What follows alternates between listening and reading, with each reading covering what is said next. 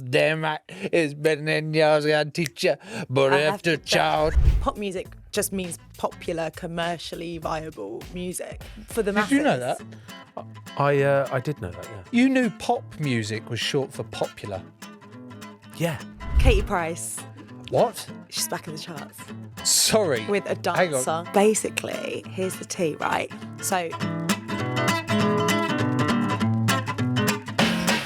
Hello, Mary. Welcome to Things People Do. I'm going to just start off the bat with Mary, quite contrary. It's every time I meet a Mary, or Is that the first thing that comes to your head? Little Bo Mary.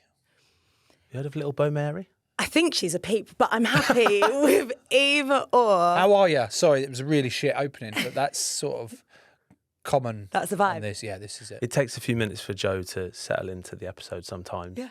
So you just have to sort of get there. you know We're what I mean? here now. I'm comfy. I hope you're comfy.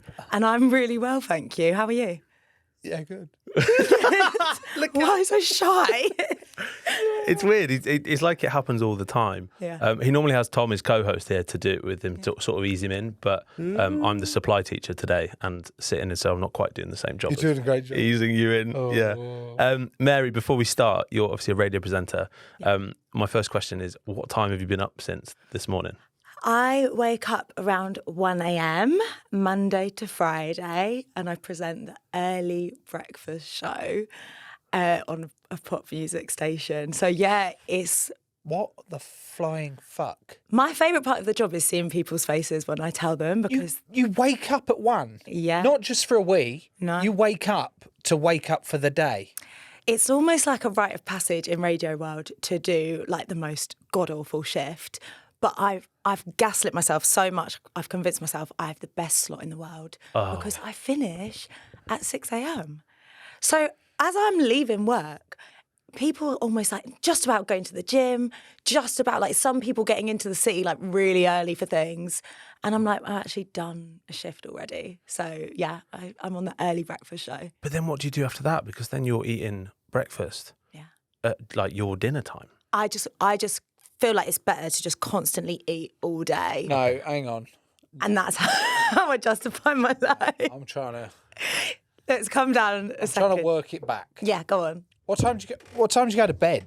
Do you know what? That's the worst question because every day it's different. So most people, right, when you're a radio presenter, you also do another few jobs as well mixed in there. So a lot of people like also DJ, they might do like clubs, content creation, voiceover work. I also am a music journalist, so I will either write articles or go on TV shows or go on the news to talk about music and pop culture and entertainment. Podcasts. Podcasts, Nice, yeah, yeah. like contribute towards things. Maybe I'll speak on a panel or or host an event. So every day is different. So like there's no point in having a bedtime because it just changes every day. The key is just nap when you can nap and you'll figure it out. Toxic advice, but it's how we go. That's wild. That is wild. And Joe, I'm thinking that you obviously retired from your main job almost a year ago now. Yeah. And, you know, how would you deal with having a night job and a day job? Because that's essentially sounds what Mary's got. I don't think I'd bother. I'd just be like, it's the 1 a.m. having breakfast. Like I have to wake up and have to have a coffee Yeah. and eat something. Waking up at 1 a.m. to get ready, and that's my breakfast slot. Yeah. Actually, maybe I'm thinking about it wrong. Maybe, like you said earlier, you then just eat all day. Just keep- Maybe I should be focusing on that. Yeah. It's an opportunity that I've actually woke up an extra 6 hours early, Yeah. and I can get at least 2 meals in that 6 hour period. If you put it like that, that's a massive positive, isn't it? Imagine though if we started trying to record this podcast at like 3 a.m. and you had to be up at 1 to do it. Why don't we do it? What, try and do a night one? Yeah, like we need to start doing the things, like we get the people on the show. Let's start doing the things and trying it out. It might be harder to book people at that time in the morning. Do you ever have to book guests at that time in the morning? Luckily, no. The guests normally will come in for the breakfast show, which is after me, and like they'll come towards the latter end of Yeah. the breakfast show, so more towards like 8, 9 a.m. But still, for like the big celebs, if you're promoting a movie and you're having to come into the studio like glammed up for 8 a.m. in the morning, I do think it's a struggle for them. I say instead of doing the podcast, you could come into the radio studio and I'll show you around. And then you could do like a day in the life of me. Oh, yeah. You'll realise that once you've got the lights on, it's a bit like being in here. Like the lights are on, the music's on. You're like, okay, cool, I'm awake. Day's started, let's go. And then we might actually learn how to do things professionally and quite good as well. If we, You might. We shadowed. Yeah, you might learn how to do that because I'm fucking professional. No, I don't need to learn that. I'm sure Mary doesn't take 10 minutes to say hello to the listeners at 1 a.m. Well, I haven't asked Mary that. Mary, how long does it take you to say hello? So you have different sections in radio. They're called links, like the bits between the songs where you talk and like say hello to the listeners. And at the top of the hour, so like at 4 a.m. or at 2 a.m, whatever, you will have a section that's about 5 seconds long to say, hi, it's Mary, it's 2 a.m, now we're about to play Ed Sheeran. So you have to perfect that every hour. And then in other bits, obviously, you've got longer to talk. I think Mary would make a much better host of this show. The one you've currently got in here. We're never far away, are we? So we should probably try and get Mary. What about the sort of people that you're talking to on this? Like, what demographic is the listeners at 1? Did you say 1 till 6? 1 till 6 a.m. 1 till 6. What's that? I see it as like 2 blocks. So the overnight bit, which is like 1 until about 4 a.m, is people who are fully like in the night shift. So you've got delivery drivers, you've got people maybe working for the NHS, you've got people where like that is their thing is they work the night shift. Whereas from 4 a.m, I'm starting to get like regular people who are like, I'm just awake, I'm up. And they're like, oh. Those sort of people. Do you know what I mean? Like, and I'm like, why are you awake? I've got one guy, Jeff, who's an accountant. And Sorry, how do you know you've got this one guy called Jeff who's an accountant? He messages in a lot. Yeah, the whole thing good. is like text us, WhatsApp, whatever, interact. And so, Jeff will always message and I'm like, why are you up? And he's like, I'm an accountant, there's just loads of work to do. Or he'll be like, oh, it's the end of the tax year, like there's loads of work to do. And then I think, oh my gosh, I should be talking to my accountant because he must be really busy. If Jeff's this busy, that he's starting work at 4 a.m. Why is your accountant not starting work? He's not working hard enough. But then I'm worried. I'm like, have I not given him enough work to do? So there's people like that. I've got another listener who loves to crochet, but she'll crochet things for events that she's going to. So she's like, oh, I've got a 60th birthday coming up and I really want to crochet my dress. So I wake up at 4:30. A whole dress? Yeah, and they'll start on their craft projects. And like dog walkers, a lot of dog walkers are up really early. They'll take lots of dogs for walks like before 5 a.m. So yeah, I didn't realise all these people are awake at this time until I started the show. Bakers as well. Bakers get into the bakery normally around 4:30 in the morning. Is that true? They But get surely the bread's baked. Sorry, you're questioning the integrity of our guests. Right? That's not showing much professionalism. I'm realising that Mary basically does things people do at like 1 a.m. She's talking to accountants, she's talking to bakers. This is great. You know what I mean? She's talking to all the people we want to talk to and finding out fun things about their life. So does your chat then have to change because if you realise that, actually, I'm talking to a lot of bakers. Yeah. I'm going to talk more bakery chat. I'm going to talk about what croissant I'm going to have for breakfast / your lunch, whatever it is. I wish it was that sophisticated.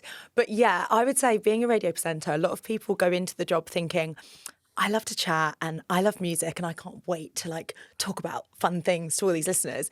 And then once you start it, you realise you have to be so unselfish because it's not about you. Like no one really cares what you've been up to. It's all about the listeners. So you obviously have some listeners who will message in, but then you've got to remember there's loads of listeners who can't message, like they're driving or they're doing something. And so you're trying to cater to everyone and more like get into the mindset of anyone that's awake at that time in the morning, thinking about the weather, thinking about what's going on in the world. Is it tube strikes? Is it snowing? Is it that, there's been a heat wave? Oh, I don't know why everything goes back to the weather, but do you know what I mean? That's like the British conversation. But you have to kind of put yourself in the listener's shoes and then, cater the conversation to them. It must be really hard though as well that you think, you are having this chat with the listeners, you're having a chat with someone, but you're not getting anything back. You get the occasional message and stuff like that, but the instant feedback to bounce off and you've got to have that energy and I guess being comfortable enough you're essentially talking to yourself. Mm-hmm. I know you're talking to the listeners, but in the cold light day, you're in a room on your own talking to a mic, and there'll be a couple of producers or whatever with you, but you're like, "Hiya, how you doing?" And then you get nothing back. You go, "Fucking hell, that's rude." Respectfully, you guys are the first people I've spoken to today, and I've been awake for ages. I'm so sorry. I've been to the gym, I've been to work, I've been home, I've driven, I've done a supermarket shop, I've done so much today. But yeah, I don't have a producer on my show. So again, in radio, like a lot of shows do have producers or like a production team, but at certain hours, they kind of trust you. They're like, oh, Mary, you'll be fine. You can look after things. But it gives me a lot of freedom. So I get to kind of choose my talking points, choose what's going on. But yeah, it means I don't talk to anyone directly until like late in the afternoon. So you've got free reign, have you? Yeah. To an extent. To an extent. Mary, we started off this conversation being quite positive for me. Yeah. Things we can learn. Yeah. The idea that Joe would have free reign of the show with no producer. We are now terrified. I am insisting we now record between 1 and 5 a.m. from my spare room. You're more than welcome to come down and produce the show from there. If not, I will do it myself and I will set the rules. The main thing, did you notice, that, Joe, how many different things Mary said she'd done today, by the way? It was like an unbelievable amount of stuff, and it's like 2:00 now. It's good for my brain. Yeah. It's not for everyone. And some days I just go home and sit on the sofa. How many coffees do you have a day? I don't drink coffee. Oh, my God. You do all that with no coffee? I'm scared. I think if I try it, I'll get hooked and then I won't be able to live without it. So that is very much the case with me. I use electrolytes as if it's got like magic powers. And if I'm feeling a bit sleepy, I'll be like, I'll have an electrolyte, I'll be fine. But I have worked at radio stations before where I've had shifts from 11 p.m. No, that's such a lie. 9 p.m. to 11 p.m. And I've had to use the songs to have a little nap. Like a really quick power nap. So what's the sort? So hang on, I'm thinking of Bob Dylan, the boxer. It's the only song. We're about to do an episode about pop culture, and you've basically gone for Bob Dylan. Yeah, interesting. Yeah, but you've got to remember where all the pop songs have come from. Yeah. You know, and that you have to remember that they've learnt from that to then make their music, I believe. And it's the only song I know that is 7 minutes long. Well, yeah. So it's like you put a long song on and you get, I've got a 6.5 minute nap. Oh, welcome back to the show. I hope you really enjoyed that. That was The Boxer by Bob Dylan. Is that your morning radio voice? That's my just woke up from a nap and nearly forgot to wake up voice. Okay. Sorry. That's a good question, though. How many songs these days are longer than like 7 minutes? Presumably not many on the radio. Sure, yeah. So I work on a pop music station, and to have like a commercially viable pop song, you want it to be under 4 minutes, and then they do radio edits of them, which are usually under 3 minutes. So most songs that I play in the morning are averaging around 3 minutes. Okay. What, by radio edit? Yeah. I just thought that meant that they took out any swear words. Do they take out more than swear words then? So there's like different definitions of radio edits. So yeah, there's cleaning a song up, which would be like taking the swear words out or anything inappropriate, especially for the morning. You might have kids in the car or whatever. And then there's a radio edit where they normally take out the last verse and it just makes the song shorter so that you can fit in more music onto your station. Oh, if that's my song and you've taken out the last verse, you're like, well, hang on, that's the best verse. Like, but fucking. Sorry, can you just hang up the phone to what was his name? Steve the accountant? Yeah, Jeff. Jeff, can you get off the phone to Jeff, please, Mary? I need to talk to you about you not playing the last fucking verse of my song. Thank you. But I'm only human. No, it's human. Put human back on immediately, if not sooner. I'm only human, after all. That's a pop song. Yeah. Is it? Yeah. Is it? Yeah. Why are you pulling that face? I was just thinking this is an absolutely great opportunity to basically say, I'm glad you're here, Mary, because we wanted to talk to someone who is kind of in tune with pop culture. Yeah. And I was going to ask Joe. Current. Well, what do you think pop culture means, Joe? Pop culture is the culture that comes off of the back of whatever pop music is in the charts at the time. Like when Oasis were killing everything, loads of people went out and started dressing like them. And that was the culture at the time. Mary, how accurate was that description of pop culture? It was a good try. Oh, you really fucking patronising shitbag. Sorry. I actually didn't mean to be patronising. That was me being nice and sincere. Good try. And you just called our guest a patronising shitbag. I was trying to be nice. Yes, good try. Yeah, nice one. Fucking idiot.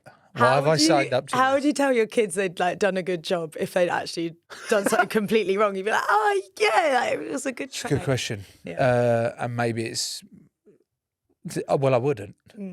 Like, as in, have they done a genuine good job?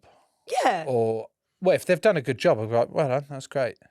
If they've given it a try, but it was complete bollocks that they've come out with, I'd be like, what are you on about? That is not how it is. I'm a little bit, I'd say mean, but that's like a parenting episode we can do, not pop music. Be mean to me about what pop culture is. I say, that was pretty good. For me, I guess it's got different definitions, but it doesn't just refer to like pop music, but it's like popular culture. So it's just things that are happening. Because even within pop music. It's popular culture. Yeah, but it's very intertwined with pop music. And pop music just means popular, commercially viable music. Pop music is just... Is that right? Yeah, it's like for the masses. Did you know that? I did know that, yeah. You knew pop music was short for popular? Yeah. How? I just did, Joe. I think that they kind of go hand in hand, don't they?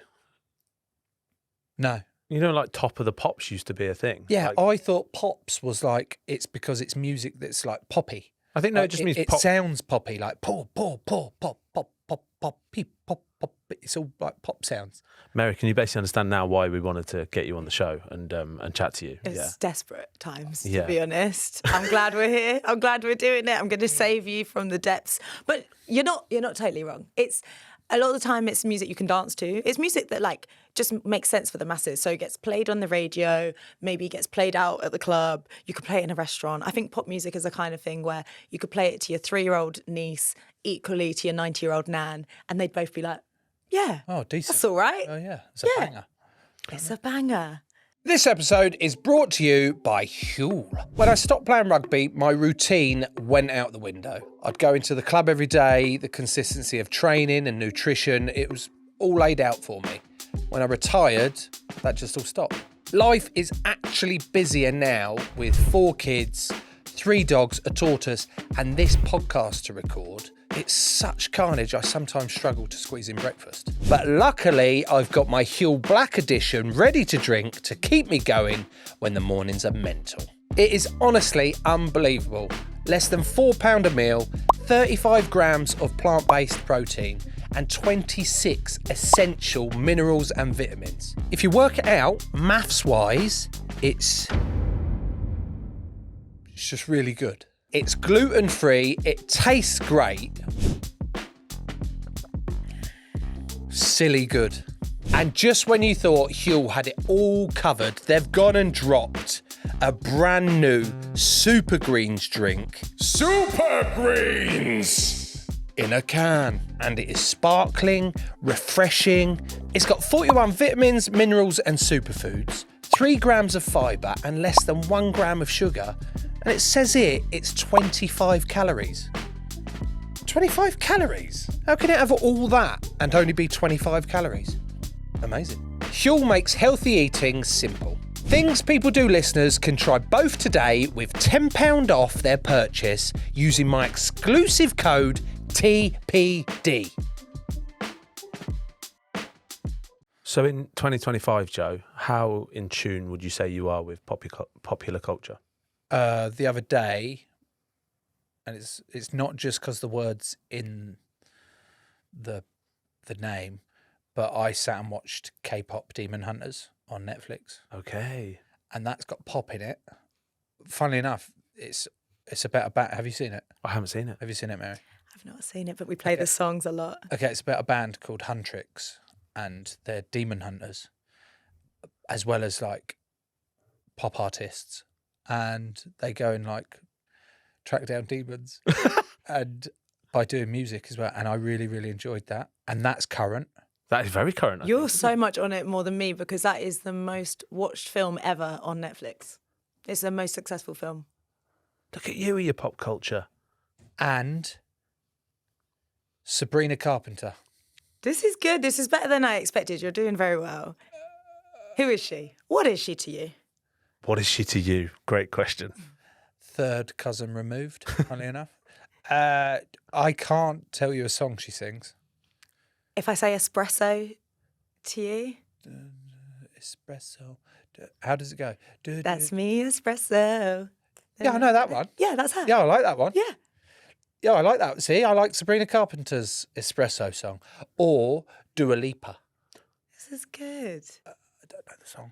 There was another one I really enjoyed. Mabel. Mm-hmm. She did a song. I think it was her best song because I didn't hear any others. The fact that I can't remember it is really showing that I don't know a lot more. You're pretty on it, to be fair. Backstreet Boys. No, right. Okay, we've lost it. We were being so current well. and we were so 2025, maybe a little bit 2023, but like whatever. Backstreet Boys, cool. But people like Mabel just got married. That's been in the news. She had a very cool like London City town hall wedding. There you go. I think the person she married was like one of her like artist managers, where it's like, oh, this shouldn't happen, but they made it work and it was cute. Okay. Sabrina Carpenter, she just performed at the VMAs. That was like 3 nights ago. VMAs. Is that the same VMAs that a couple of years ago Madonna got choked out by one of her dancers? No, that happened at the Brits. Oh. With the cape. Yes, do you remember that? Yeah. That was at the Brits. That was popular culture. No, honestly, you actually... And pop music. Yeah. Yeah. I popped the shit out of that. Yeah. That was oh my God, it made me die when I saw that. Because I was watching it live. I was like, no, I don't mean in the place, I meant on the TV. And then I went, rewind that. And then I was like, oh my God, he's yanked it back. But then I think she did it on purpose. I feel like she took a bit of a tumble, didn't she? Well, my wife then was like, are you sure she's been yanked down a set of stairs on purpose just for like a viral clip? I went, no, maybe that's just the cynic in me. Because she knows how to have a viral moment, because remember when she kissed Britney, that was at an award show. So I think she knows like what she's doing if she wants to do it. But I think the cape just looked, I don't know, it's just got like cool. she hurt, yeah. But the VMAs is an MTV Awards. So you know MTV. Okay, you're giving me a confused I know. face. No, I It's know. like I just said, like I a know foreign word. MTV from MTV Cribs. Yeah. And from when the Osbournes used to be on it. But since then, I hear in passing, oh, the MTV VMAs are on this week. And I'm like, well, I don't know what that is. I do understand why they're not relevant to a lot of people, because MTV used to be just music videos. Yeah. So literally just play music videos every day. Yeah. And like they premiered like Michael Jackson's Thriller music video. So it's like you had to be watching MTV at this specific time to see like this biggest thing in the world. Then they slowly went into like reality TV, and it would be like the Osbournes, and you'd have like, I'm pretty sure like Sweet Life with Paris and Nicole. Yeah, it was. Yeah, I do remember that one thing. as well. Yeah. Then it went to like Geordie Shore and those kinds of shows. Jersey Shore, the original. Jersey Shore, yeah. I was quite a big fan of Jersey Shore at the start. I can see that. The Situation. Snooki. Snooki. My favourite wasn't the like big one, I think. It was not Paulie D. Was it Paulie D? Yeah. Yeah. Paulie with the hair that would just be like completely stuck up. Yeah. Okay, it was my favourite. So that was like MTV. It stopped showing music videos and it just became like reality TV, and then people were like, what is this? But they still do their events. They have like European Music Awards. They do the VMAs, which is like the Video Music Awards. And then people are like, what's the point of all this? Because MTV's not like what it used to be. But you still have big performers like Sabrina Carpenter who will go and do a performance and everyone's talking about it for at least like 2 days, and then we're kind of over it. Things move quickly now. You haven't mentioned Taylor Swift yet. Taylor Swift was a Swiftie? moment. Yeah. Yeah, you fan of Taylor Swift? I think I am. But again, I don't know about you. Red Album. We are never, ever, ever getting back together. Ooh. Yeah. So I know she's huge. But I don't register how huge she is. Like I go, obviously Taylor Swift is massive, but in my head, Paul Simon's bigger. And it's all relevant to you, isn't it? Do you know what I mean? There's that tone again. not relevant. Well, no, but Taylor Swift's not very big in my life, but I know to other people, they really relate. She's for other people. She's very relatable for a white girlie, and that makes me happy. And I just think certain people have artists that they look to and they think, oh my God, like, I love her because I feel like she could be my best friend. Or I feel like if I bumped into her at a cafe, maybe we'd start chatting. I think that's why people really like her. Of course, she's like a talented musician. But I think the big story of like this year is obviously her engagement. Travis Kelce. There we go. Now I'm involved. Yeah. Sport. Now I want to hear more about this. Hang on. So is this how big a part of your job is keeping up with like the stories of pop culture as well as just, here's the latest song from, do you know what I mean? It's like, it's huge. More? Yeah, like every day you're talking about like all these stories, things that are going on. Because this is what people want to hear about if they don't have time to do this. Like if you're working or you've got kids or you're living your life, you don't have time to like go into the depths of like, how much is Taylor Swift's engagement ring worth? But I will do the work for you. Do you know what I mean? So I'll put in the time so that when you're on the radio, you can like talk about all these things. She's worth something like 3.7 billion and he's worth like 700 million. How accurate is that? He's worth a little bit more, I think. He's actually got a lot of business ventures. He's worth like 900 million. I know. I think he's into the billion. He's worth like 1.2 billion. Yeah. She's worth like 3.4 million. It is mad, though, isn't it? Those moments where something like Taylor Swift getting engaged, it just kind of breaks everything, doesn't it? Like across people's phones and just like I'm not a massive Taylor Swift fan.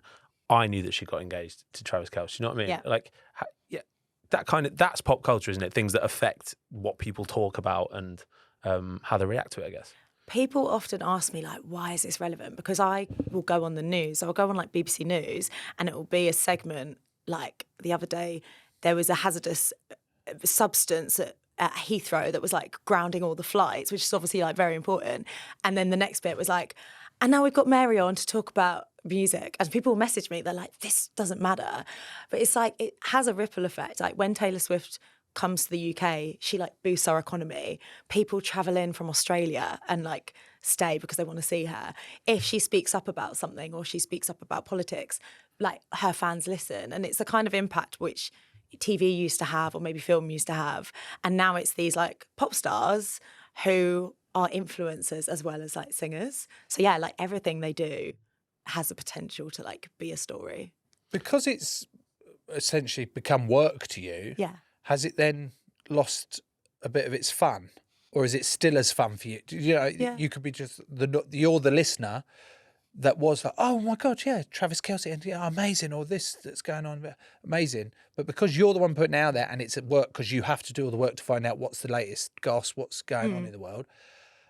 Do you know what I mean? Does it lose its element of fun to you? Not really. I'd say only when it feels like the world is on fire. And that's when I'm like, oh, okay, like, I don't care that this celeb's like adopted a puppy. Like, who cares? Yeah. But then you think, for some people, them hearing that and hearing a little joke about it, that's like their bit of joy for the day. And so in between, like, hard-hitting news and things that are really dark and really scary, you do have something that's just light and joyous and kind of harmless, that I try and see it that way. So yeah, I still enjoy it. But yeah, sometimes you're like, okay, for a bit of perspective, let me go like read a newspaper and like read about finances or something. I'm going to ask an intrusive question. Please do. I'm going to get, so whenever I go on my phone to go on Spotify to put my music on. You'd have to explain what Spotify is to Mary. No, I know. It was for the listeners out there. Okay, yeah. Who didn't. I'm talking to listeners as well. Yeah. Okay, thank you. I'm just learning off the best, okay? Hello, listeners. I'm just holding my phone in my left hand and my pinky is like cupped it over. I think that's getting arthritis, the amount I use my phone. Anyway. Have you got your phone on you? Yeah. Please, thank you. Ryan, have you got your phone on you? What am I doing? So you go on your Spotify. Have you got Spotify? Or your whatever music thing it is? I'm on Spotify. And it will have the song that you last played. Mm-hmm. I'm just interested to know, what was the last song that you played on your Spotify, Mary? Do you want to go first? Yeah, I think so. It has to be genuine. Yeah. You ready? God knows, because I'm not even sure about this one.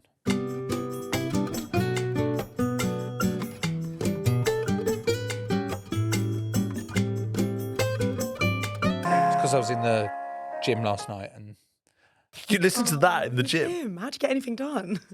No, because I like doing my sessions in a state of melancholy. Sorry. That is really interesting. That was the last song you listened to? Yeah. Sorry. Is that okay? Fine. That's a pop song, surely. It was at the time, It was not now. popular at the time. Okay. It can be a Thank pop you. song. Okay. More importantly, though, what about yours, Mary? It's a bit boring. I really like Miguel. Do you know Miguel? He's like an American kind of, I don't even know how to describe him. Sometimes soul-y, sometimes R&B, sometimes poppy. Miguel. Yeah. Should I...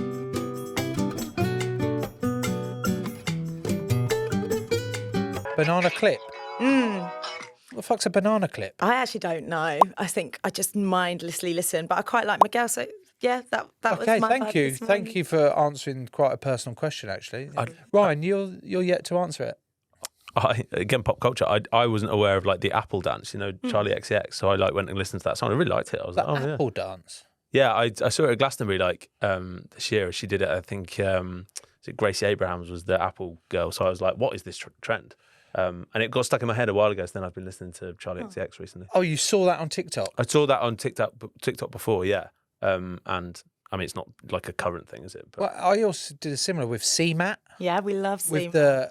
I did the butcher, I did the baker, I did the home and the family maker, I did schoolgirl fantasies. Hey, get it? I did handstand. I did leg tings. Who the hell are you? Fuck off. Fucked, I've ruined it.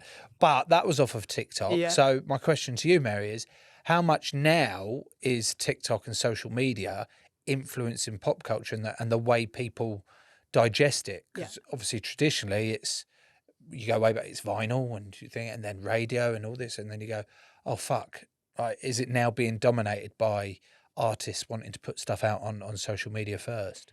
It's completely changed everything, and it's like artists and like genuine musicians who do it for the love are, I think, quaking in their boots a little bit. I think 'cause they're worried about people's attention spans. Like even the little bits you've talked about, like Apple is known for a 30-second bit of the song, and a lot of people know that really well, but then they don't know the rest of the song. The same with CMAT, and you've got certain artists who have absolutely like blown up on TikTok, and then people buy tickets to their gigs, and they get to the gigs and they're singing, and the crowd don't know it, and they're waiting for that bit to then go, I do the bit, and they make it, just and they want to film it. I never thought of it like that. Yeah, so people a lot of the time aren't listening to a whole song. They just think, well, I know that song because I've heard it, I've used it as a trend, I've done the dance. Like you really consume it so much without really knowing the whole thing, especially then albums. Like artists will work, like albums are still a huge thing for them, but for a lot of listeners they're kind of like, well, why do I want to listen to an hour of you singing? Like I want so is it actually a negative, it's actually having a bit of a negative effect on I don't see it as like positive or negative. It's like helped loads of artists basically like launch themselves. So there's someone called Addison Rae who was a TikToker, not a musician, but she did just like trends and lip syncs and things like that, built this huge following over lockdown, and then was like, okay, I'm going to start releasing music. And everyone thought, oh, she's going to be a bit of a joke. And she's now like doing really well, and she's kind of become quite cool. She's friends with like Charlie XCX and Troye Sivan, and like she's part of the cool kids club, and like taking ownership of her artistry. So it's like she couldn't have really done that if she hadn't have built this following on TikTok. I think artists are basically just trying to hook people in with that kind of catchy bit of the song, and then giving their fans a reason to be like, stick around, like I've got more, I can do more, please, like listen to the whole song, I promise you as well. So they're maximising the algorithm, essentially. Yeah. You know, you get the hook, first 3 seconds, and then get them to stick around a bit longer, and then boom. Fucking give me all your money. Yeah. Don't know why I put an accent on that. Just whenever I go into robber mode, I always go, give me all your money. The gun, really. Yeah, that was a bit too aggressive. Joe, how many of the current top 10 songs in the charts do you think you can name at the moment? I think you mentioned one earlier, or like at least the band from the film that the kids like. It's got demons. There's some demons in there. K-pop demon hunters. Yeah, I'm pretty sure Huntrix are in the top 10, mate. That is number 1 currently. Told you. Has been for the last 3 weeks. What's the song called? Man, I need... Oh, Golden. Golden. It's called Golden. Oh, you got them behind. Okay, hey, well, how many more then can we name? You mentioned some of these artists. I can name a couple more. Man I Need. Very good. Olivia Dean sings that one. Is that behind my head? Is that currently? Have you read it on the screen? No, I listened to that on the tube in. Let's see if he knows any more than the top two. I'm going to say Oasis are in there because they've had a resurgence in downloads and listens. I like the way you went. That's not currently correct, Joe. I think you've named one of these artists who's got multiple, I would say, in the top 10 currently. Taylor Swift. No. Rag and Bone Man. Sabrina Carpenter. Yes. Tears. And Mancha. 3 and 4? 3 and 4. What's Soda Pop? Oh, that's K-pop Demon Hunters. Yep, keep going. Oh, there's actually 3 of hers in here, actually. Okay, she's number 6 then. Why are you not helping me, Vic? I used to know the top 10, mate, when I was like young and cool. Are the charts still important though, Mary? Because that's actually a good point that Joe raises. So I think when me and Joe were growing up, we're both in our early to mid 30s. The top 40 was an absolutely massive thing on Radio 1. So like on a Sunday, for instance, like in the car, if we were coming back from like my grandparents' house or something, we would have Radio 1 top 40 on in the car. The road. It used to be massive, and I would know every single song wouldn't it? They'd go straight from all the way down, and then you'd you'd get to number 1, and it'd be a big deal. And they'd usually call them. Wouldn't they? To let them know it's Adele. I think even further back than that, one. like it's Busted or it's something like that. Do you know what I mean? Like, see, I like Busted. they're now we're talking. Did they do the year 3000? They did do the year 3000. Yeah. Who did? No, that was the other one. He wasn't. McFly. Swim through your veins like a fish in the sea. I'm singing, follow me and everything is all right. I'll be the one to tuck you in at night. And if you want to leave, I can guarantee. Actually, it's quite. I don't think that was Busted. It's close. But yeah, so Mary, how important are the charts these days, would you say? I was exactly the same as you, like, would be in the car and it would be like, let's not get to our destination too soon because we need to hear the end of the chart. Because it went on for ages as well. Didn't it? Like, listen to like 40 of the songs. It's not as relevant. There's other things that mean more to an artist because also like you're not getting enough money from record sales because you're not selling physical CDs. So streaming, you're not making like any money. So for an artist to be like the top streamed song of the week is like, okay, like, thanks. Surely that's nice, and it would help with like ticket sales to the tour of that, but it's not actually, they're not getting a huge amount from that. Yeah. And there's less opportunities to like perform. So you used to have like Top of the Pops, or they like, you know, go on a TV show, even like kids TV, you know, you could turn on a TV and have like Sugar Babes would be on, or Girls Aloud, or Steps, or whatever.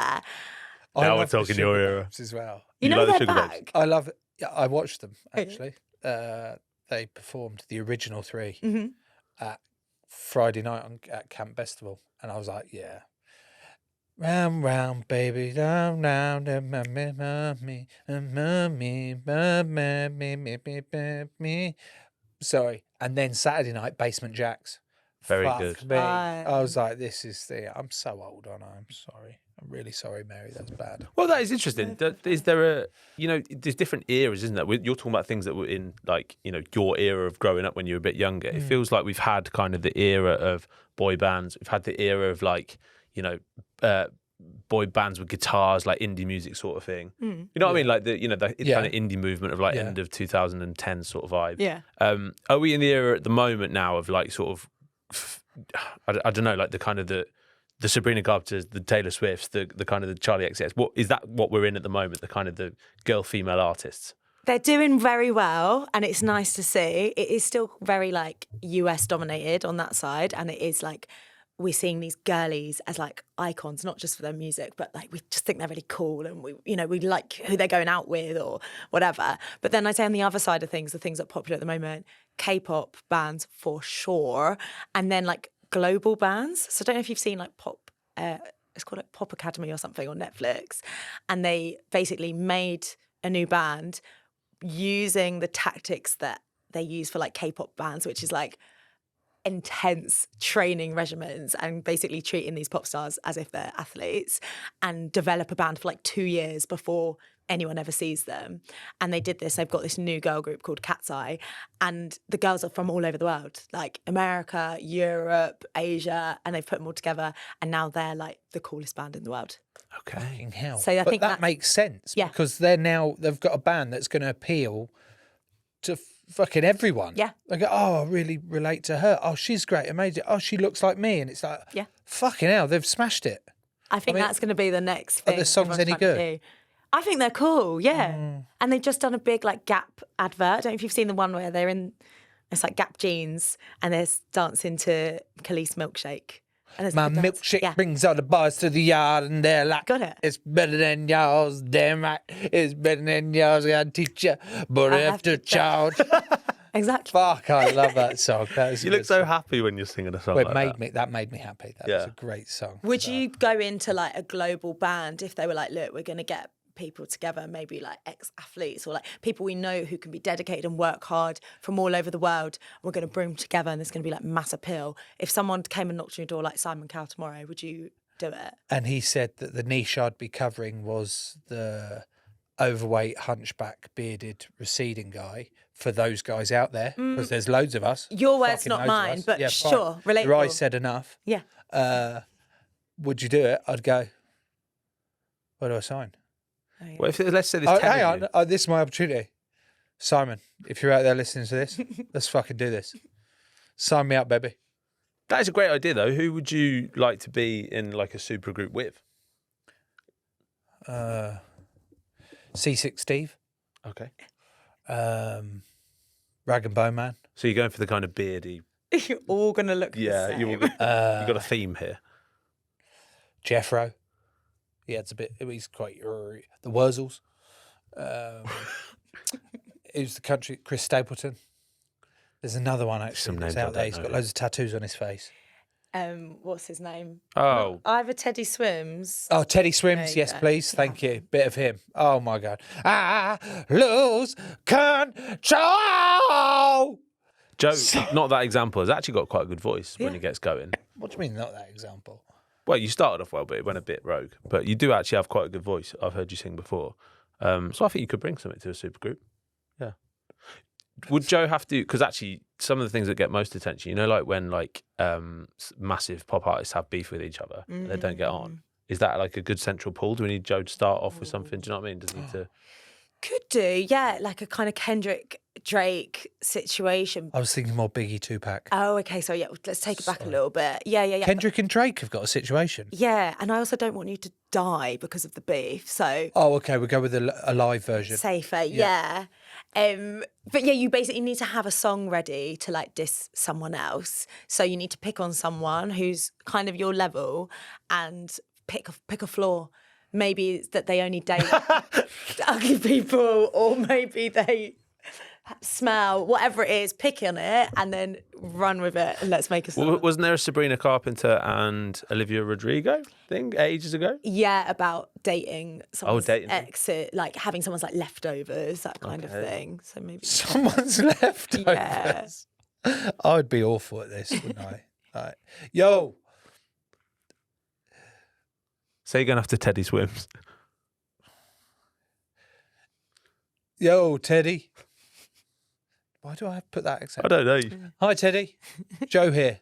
I've got to do it as a singer. Hey, Teddy. It's Joe here. You've got an upside down head. Ha ha. A little bit.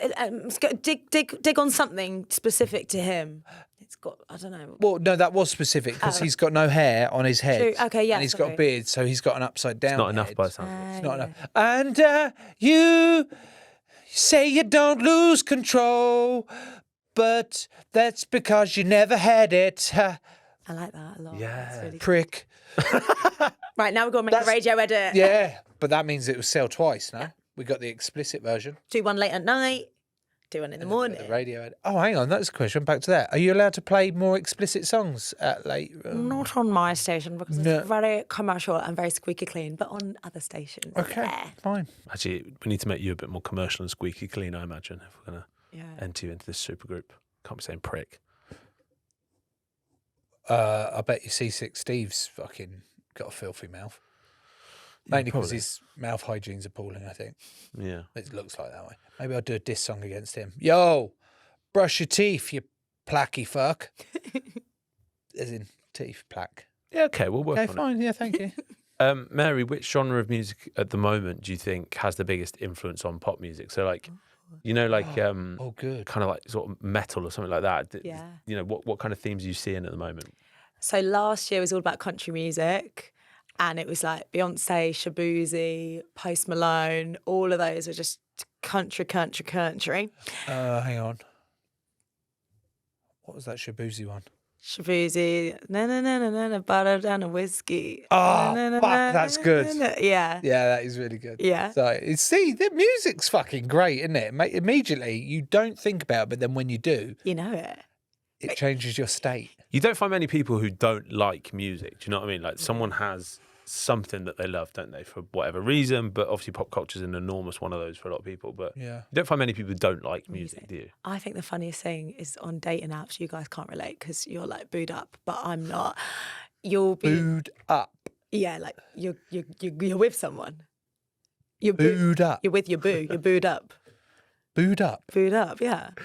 Fuck. It's a real shame because I think if I wasn't booed up, I'd be killing those dating apps, wouldn't I? Well, people put in their prompts. They'll be like, I love food and music. And it's like, okay. No like, shit. Don't we fucking all? You need one to survive and the other one, everyone does. I love going for a walk and listening to music and seeing my friends. Yeah. Kill me now.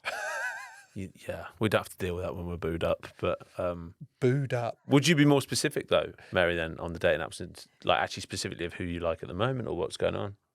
I mean, this is another episode, but I just can't be bothered with these boys. Like, they're so annoying. But yeah, when it comes to music, like they don't. If you're dating someone, I also don't tell them what my job is because they immediately are like. They're trying to one-up you. They're like, well, I know music too. And I DJ'd when I was in uni. And you're like, okay, like, I don't care. Yeah. So they're always trying to prove they know something. Or they're like, I'm going to make you a playlist and there's going to be loads of artists in there you don't know. And I'm like, anyone who works in music is okay with like not knowing artists because we understand there's like an unlimited amount of musicians in the world. So, but yeah, they'll always try and do that. They'll be like, did you go to this festival? If you're like, no, I didn't go to Camp Festival. They're like, well, I did. And I saw Basement Jaxx. And it's like, okay. Good luck, good luck. Good luck in your new bed. Exactly. Enjoy your night, sir. Rest of my head. Sorry. You are good vibes at a festival, actually, yeah. It depends. Well, yeah, I can imagine.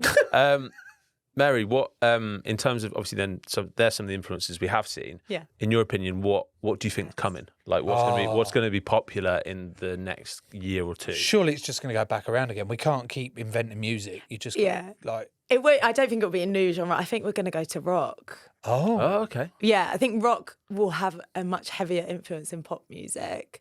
I think it's going to be cool again for young people to like hang out in their parents' basement and like mess around with instruments and make music. And not wash their hair. And not wash their hair. And like, yeah, hey. Youngblood, he's like, well, Youngblood, yeah. Skinny jeans will come back in because Topshop's coming back. Oh, I just got rid of mine. Like, you made a mistake. Skinny jeans, as in like literally I was wearing skinny jeans for years. Then someone went like, you're in your 30s now, you need to get rid of skinny jeans. Who said that? I'm wearing like baggy jeans to look like one of like the kids. Why'd you do that, Ryan? Sorry, Mary. No. Why'd you do that, mate? Well, don't conform. I don't know. You don't want to be one of those like. You don't want to be one of those like 30-year-olds who's like literally in like drain pipe jeans. Oh, right. You want to be one of those 30-year-olds that just looks like every other 30-year-old and wow, I don't know. Actually represent what you value and you enjoy. Well, all I'm saying is, Joe, if that's actually the way it's going, then great. That means I can go back to the roots. You know? So you want me to get you some skinny jeans? Yes, please. That'd be lovely. Do you want to wear skinny jeans together? As in, we'll have separate pairs. Have you ever worn a pair of skinny jeans? Yeah, I have actually. Yeah. Looks fucking.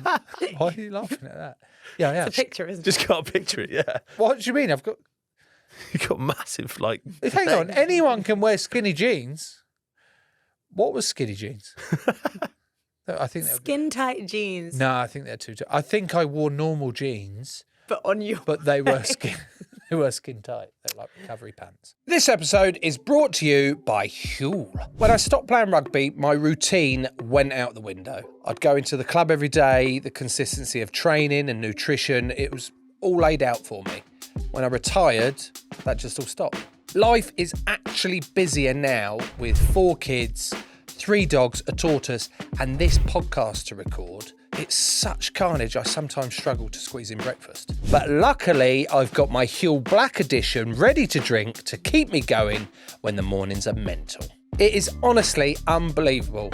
Less than £4 a meal, 35 grams of plant-based protein, and 26 essential minerals and vitamins. If you work it out, maths-wise, it's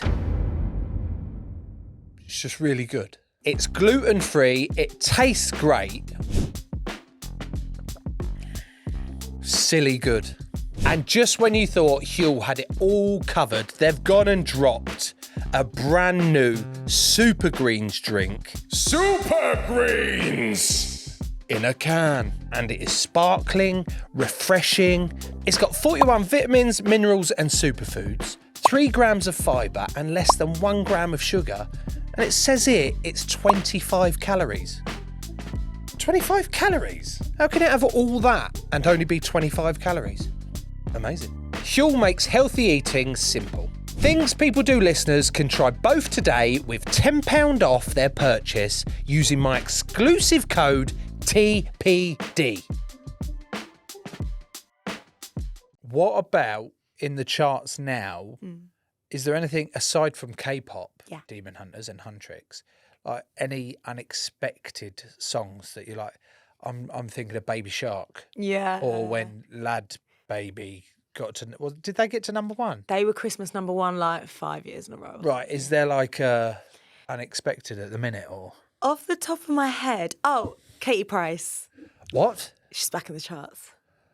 Katie Price is back in the charts. Sorry. With a dance song. When you said back. Yeah. She was in it in the first place. She had a little blip of a music career. Was that when she tried being the Eurovision Song Contest? Yeah, she did Eurovision. She also did a joint album with Peter Andre where they did like covers. Do you remember The Whole New World? Whole New World, yeah. But then she also did like solo music. But basically, here's the tea, right? So I love it. You know, Katie and Peter, they were married, they had kids, whatever, went their separate ways. So now Princess, their daughter, turned 18 and ITV gave her her own reality show. So it's like the next generation of Katie and Peter doing TV. And so, but in this TV show, her mum's not allowed to be in it. It's just her and her dad. Yeah. So then the fans are like, this is weird. Like, it's both of your parents that kind of brought you into this world, obviously. You know, because Princess has the same management as her dad, that they're trying to like push Katie out and be like, Katie's no good. So then the fans were like, we're going to rise up and we're going to make Peter mad at this. And so Peter started releasing his own music. Again, he continues to keep trying. No one cares. And so then people were like, why don't we actually get Katie's old music from like, I think it's from like 2017 into the charts? And so her music is way overtaking any of Pete's. And they're also bringing up loads of old clips from their TV show that they used to do together years ago. And they're trying to show how maybe Katie was mistreated. So everyone's like, the Huns are basically here for Katie. Yeah, you know, like Hun culture in the UK. Is like, I immediately went to Mulan. No, different Huns. Yeah. Okay, good. UK Huns are like people like, you know, like Alison Hammond or like... What a fucking woman. Gemma Collins. She's a Hun. Those are like UK Huns. Oh, they're Huns? Yeah. Well, I like those Huns. Yeah. They make me laugh. Were you aware of the Huns community before today? It's a legit community. It's not just like you say, like I say geezer sometimes or all right, pal. Hun is like a movement, is it? 100%. 100%. Yeah. Hundy. Honey P. Yeah. Hundy P. Yeah. See, I feel like if I said Hundy P, that'd be really uncool. But the way Mary says it, like, it's really cool. Joe told me off before because I said the word ace. Like, I know. Look at that face. Look at your face. But it's like if I tried to say booed up. Like, if I was like, yeah, I'm booed up. Like, that just doesn't work, does it? It just doesn't. So if I was like, oh, yeah, I love the Huns. Oh, swell. Yeah. So swell. He says swell. Swell. You're in the know more than I am.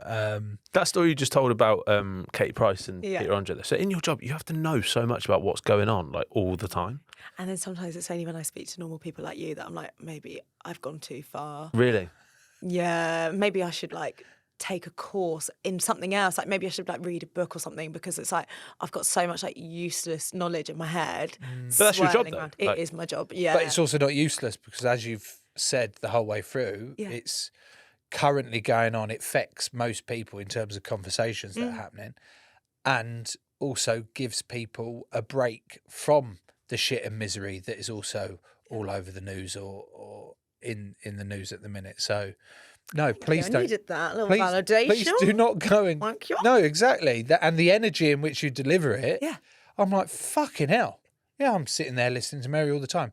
Might struggle at the minute from 1 till 6. Yeah, too early. But if I'm out on the piss... Yeah. Actually, I'm never out. In the week. If I'm out, in the week, and I get in at 1:30, I'm putting Mary on. Put it on. Or if I'm getting up for a gym session, again, not likely at the minute. Yeah. At 5, I'll catch you for the last hour. Also, there's apps where you can just listen back. So you can listen anytime. It's actually on demand. I forgot to ask you that actually earlier about when I said I was going out on the piss and social life. Yeah. How does it work for you in your social life with those hours and everything you're doing in the day and night? You pick and choose what you want to go to. Like, I still really like going to gigs and things. Obviously, I love music, so I want to go to concerts. So at least once or twice a week, I'm like, I'll stay out late for something that I really want to do. Like last night I went to a musical and had about 3 hours sleep. But I'm like, it's cool because it's something I want to do. And this slot isn't forever. I think everyone in radio is like, you do it for a bit and then you graduate onto a 10 a.m. or something a bit or like a mid-afternoon sort of vibe. Mid-afternoon would be lovely, 1 p.m. would be nice. So, you kind of just take it, but it's honestly a dream job. And I think I go to like universities and talk to journalism students or broadcast media students, and the way they look at me is as if I'm the queen of the world, and they're like, I would do anything for that job. And I'm like, all right, I better suck it up and get on with it, because you realise that it's quite a competitive industry. And once you're in, you get it and you get how to navigate. But to get in, I worked for free in radio for like 3 years before, I got a paid job. So you just remind yourself on that when you're running on no sleep and just vibes. And then it means you get to be a music journalist in the day. So do you interview a lot of celebs and stuff as well? It depends. Yeah, it honestly changes. And I say there's bits of the year that are really busy. Like the start of the year is when you've got like the Brits, you've got the Grammys, even things like the Oscars, like film and TV and the BAFTAs, all of that kind of stuff happening during award season means you can be out and about doing interviews and you're really in demand, or you're being asked to kind of speak on a panel about something or speak on a radio show about something. And then there's times in the year where it's really quiet. Like summer is festival season and you could be going backstage at festivals, speaking to artists. And then I'd say actually around now is quite quiet. We've just had the VMAs. The Mercury Prize is like the next thing to happen. But you kind of pick and choose when to be busy in the year and how much you kind of take on freelancing it. Who is some of the favourite people that you have interviewed backstage at like the Brits or something? I don't want to say the worst of these questions because my memory's so bad. I think it's because I sleep 3 hours a night. Yeah, so I'm like, I don't know my That will not help. I'll tell you what, then a better question. You know, when you do that, is it how long do you get with someone? Like, say if it's like a press junket or if it's like the Brits behind the scenes, have you got like 2 minutes with like Sabrina Carpenter, say? Yeah. How do you then do that interview in 2 minutes? Do you know what it is? Is the time limits are put on by their team normally. So if you're on a red carpet, they will say like Teddy Swims, he'll have maybe a publicist and an agent like either side. And so there's a whole line of you from all different publications. So like NME, Rolling Stones, BuzzFeed, Metro, Lad Bible, all squished in on like a pen. It's giving cattle herding. And you have to stand there all night with your little microphone and your camera like waiting. And then when they like, basically, you'll have like one publicist for the red carpet who will say, okay, we've got Teddy Swims. And then they might be like, we don't want to talk to BuzzFeed, or we don't want to talk to Lad Bible or whatever. But we do want to talk to you. Okay, you ready? We're going to bring him along. And then they'll like stand over their shoulder and then they'll be like, finish, like, cut it off. Or they'll be like, wrap it up. But then the artist might be like, no, I'm really enjoying it. So then the publicist looks like a bit of an idiot in the background. But I get it. They're just doing their jobs because they want to see everyone. Yeah. But yeah, there's sometimes I'll get people when they've come off stage from a show. So like our radio station does something called Hits Live, where you have like 8 artists in a night. And so they will do like a pre-show interview, then they'll go on stage, then they'll come off and I'll grab them and I do 2 minutes with them. Then they'll go off, they might do another interview with a publication, then they go home. So like they're kind of knackered and you just have to basically try and like appeal to something about them. So you might know that they just got a puppy or whatever. You're like, oh my God, how's the pup? And they'll be like, oh, you know something, like you've done some research, or, oh, I really like your hat. And they're like, oh, okay, thanks. And yeah, you just get as much as you can, stick the mic in their face, hope they're not too flustered. And then you have to just deal with someone being like, you're done. You're like, okay, thank you, bye. You go back to your corner. It's a real skill just to like really you get. You don't seem pissed off by that reaction at all that you get. You're just like, yeah, cool, no worries, I get it. Next one. I've got this energy. Everyone's Is this energy all the time? Yeah. Oh, wow. I'm buzzing. I love it. Yeah. It's so fun. I'm like, out of all the things, like sometimes I'll speak to a friend and they're like, oh, you okay? Like you've been doing a lot recently. I'm like, I'm hardly down the mines, am I? Do you know what I mean? Like, imagine being like a Victorian child. I'm like, I'm a chimney sweep. Like, oh, I'm talking to a celebrity about their favourite food. Like, who cares? You're fucking brilliant. It's great, right? Like the whole episode, you've just brought the energy, and I just like I could just have you in my company so much. I'd just be like, she's great. You wouldn't know which one of you two had been up since 1 a.m. I would say. As in, like, Mary just like has like amazing energy. Not that you don't, but it's giving tired. It's Who taught you those words? It's giving's a thing though, right? Like, I got 4 kids, mate. Do you know what I mean? I had a fucking 3 dogs and a tortoise. Like, that's hard. Life is life. But do you ever have that? People are like, oh my God, like, podcast seems like a lot of hard work. And you're like, at the end of the day, I'm sitting in a chair and I'm talking. Like, it's fun and it's nice. No, no, because I don't talk to anyone. Okay, cool. For them to ask me, it must be such hard work. And if they were to ask me, I would go, yeah, it is really hard.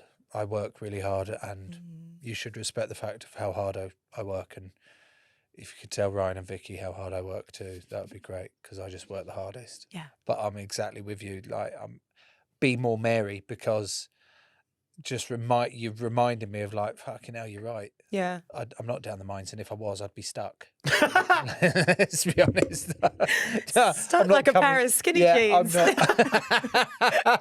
not coming out. I'm not coming back out of there. Mary, you have been absolutely wonderful. Thank you for coming on and teaching both of us. I think you were quite confident coming into this one about, I'm down with the pop culture. I don't think I ever said that. But, well, those words sort of came out of your mouth. I was like, I know who Taylor Swift is, so I'll probably be fine. Just before you go, Mary, where just remind people where they can hear you on the radio. I'm on Hits Radio, Monday to Friday, 1 a.m. till 6 a.m. Come be an early bird and catch some worms. It's a vibe. I need a better tagline. We'll do that next time. Everything you've said up until that point has been absolutely... Like, I liked it. You want some worms? Come on. Join Mary. Mary, thank you. Brilliant. Thank you, guys. Appreciate you having me.